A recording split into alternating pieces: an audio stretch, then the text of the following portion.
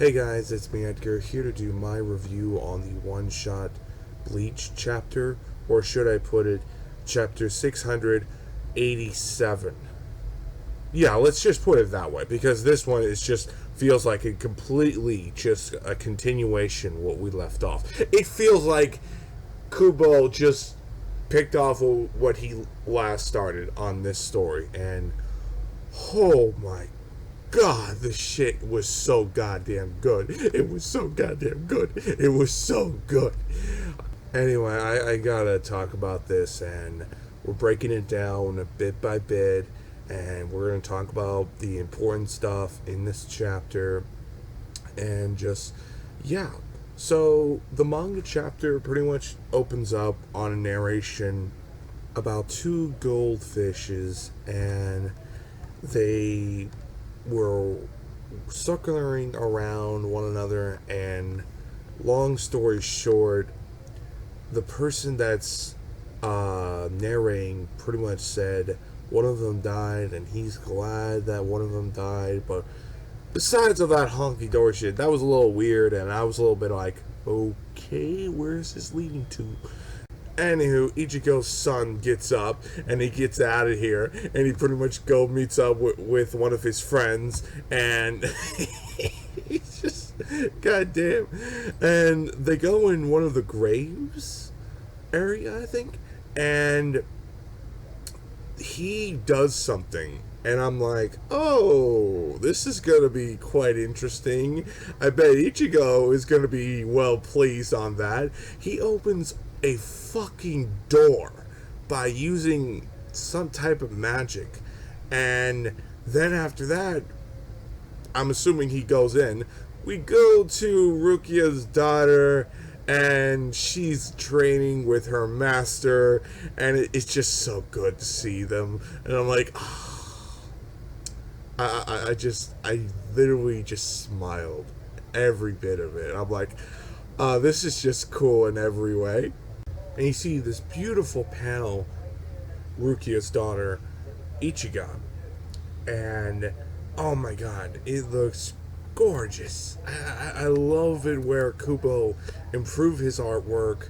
You could definitely see his artwork definitely has improved a lot since the last chapter of Bleach. And they mention Ichigo's son, and she blushed, and I'm like, oh, you're already having a pairing already? Shit, Kubo, goddamn.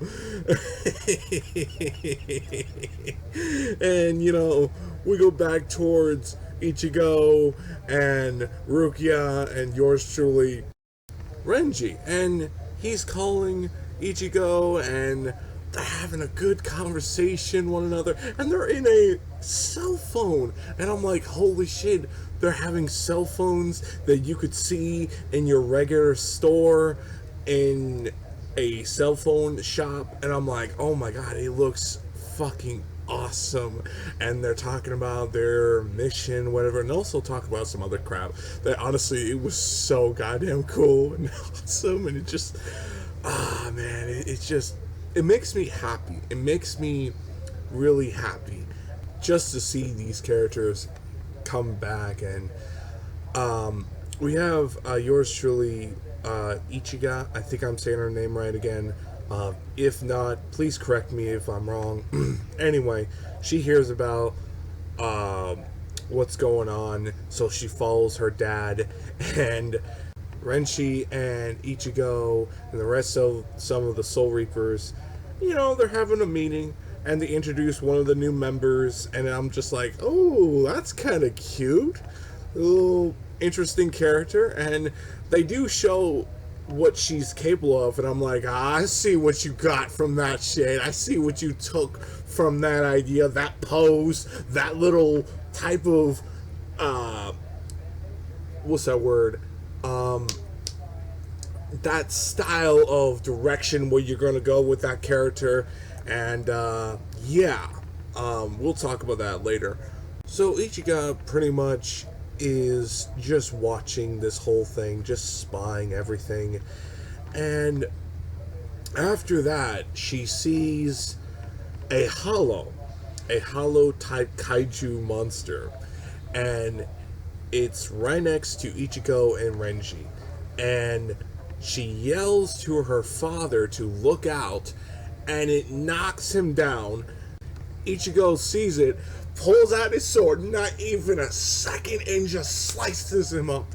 And it's just like, wow, he's so quick to move, and it's just like amazing. It's just amazing. Oh, it just gets good from here, and you see all the Soul Reapers just going all out and just attacking all these different hollows, and it's just, oh, it's so goddamn good. And we have a villain that came back in this one-shot chapter. So anyway, this new character pretty much just is a kind of a Dragon Ball Yamcha type move, but with a bear type style. And pretty much she ultimately kills one of the hollows in a fucking fatality, gruesome way. And it was just amazing. It was just absolutely amazing. Anyway, Renji gets caught by black chains, and a villain shows himself, and it's the one, the only, Zeroporo? I can't even say his name right if my life depended on it. If I did got it right, thank you. But anyway, yeah, when I saw him coming back, and I'm like, him? I thought Aizen would be a good direction, but yet again, he could just be nothing more than a pawn. He's been a pawn before, but yet again, I would not be surprised there's a big villain in the newer series. But yeah, anyway, he does some crazy shit, and Renshi is kind of screwed, and he tries to make a run from it. Then yours truly, Ichigo, shows up, takes care of it, and tells Renshi to run, get out of here, and take your daughter and go. And then after that, this motherfucker just sacrifices himself, and it looks like the gates of fucking hell from that fucking one movie from Bleach is literally kind of canon now, or this is Kubo's attempt to make his own version of hell.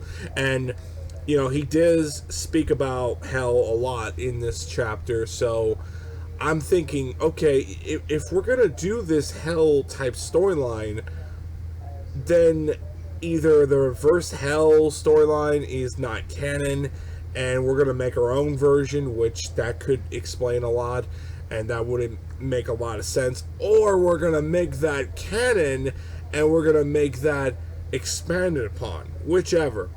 And it ends on a note where the gates of hell are practically open now. And yeah, that's basically how the chapter ends, right then and there. This chapter was so goddamn good. This chapter opened the door for a new storyline, a new hurrah, let's go, let's rock and roll, baby, on Bleach. And I'm just literally thinking, oh dear boy, Bleach is coming back in so many levels. I cannot wait. I cannot wait. I cannot wait for this shit. I am dying to see this. I cannot wait for this new series. I cannot wait to see where it brings. And I'm dying to see how this whole black glue, should I say, the black glue, was messing around in the Soul Society, which I didn't talk about that much. Hell, in the chapter, we didn't even talk about where is Ichigo's son is going. Where is he heading? So many questions, so many things in this chapter that opened the door for a new series, or just a continuation from Bleach. And honestly, I just hope that it doesn't go what Kishimoto did to Naruto with his Boruto series. Yeah, I don't want Kubo to make the same mistake, because if that's the case, yeah, I'm tapping out. I'm out of here. And I'm not going to care anyone else. So, we'll see how things go. I'm super hyped, and did a great job, Kubo. You did a great job. I am very happy you took care of yourself, and thank you for giving me this chapter, and I am so looking forward to your next project on Bleach.